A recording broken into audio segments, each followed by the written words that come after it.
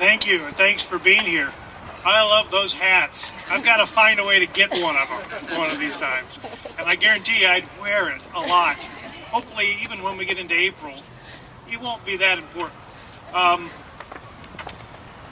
You should know that my job before I came to the legislature was to run a hospital in Grand Island. And so I saw firsthand the long-term effects of prolonged tobacco use. I also know that it's a habit and a difficult one to be kicked. But one of the things that I learned was that it's a very price-sensitive addiction. And that's one of the reasons for a tobacco tax. That as that price goes up, fewer people can afford to smoke. There's a supporter. We'll get them a hat.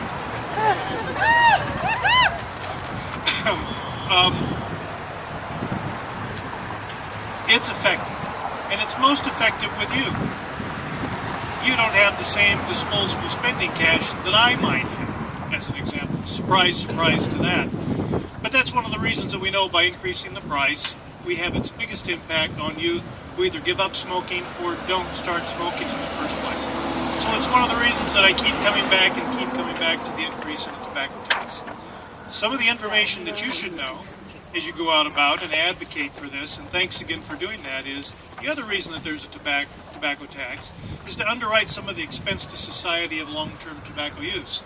So as we get money from the tobacco tax, what are we going to do with it? We're going to turn those dollars around and we're going to use them for health things. We're going to increase what we pay providers of health services for taking care of people with tobacco-related illness. We're going to fund programs that affect tobacco prevention, helping people give up tobacco use. We're going to use those dollars for a lot of other public health programs and services that are important to Nebraskans. And we're also going to fund a program that helps first responders, the rescue drivers, the volunteer firefighters. Most of those people in this state don't get paid anything. They do it as a volunteer. But they also have expenses associated with it. Sometimes it's education. Sometimes they bring and buy their own equipment. This would give them a tax credit up to $500 for them to be able to use as sort of an offset and to encourage more people to be first responders.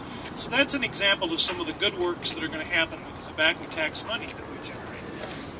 Senator Nordquist serves in an important committee to help get this done. He also obviously is a huge advocate and has his own legislation.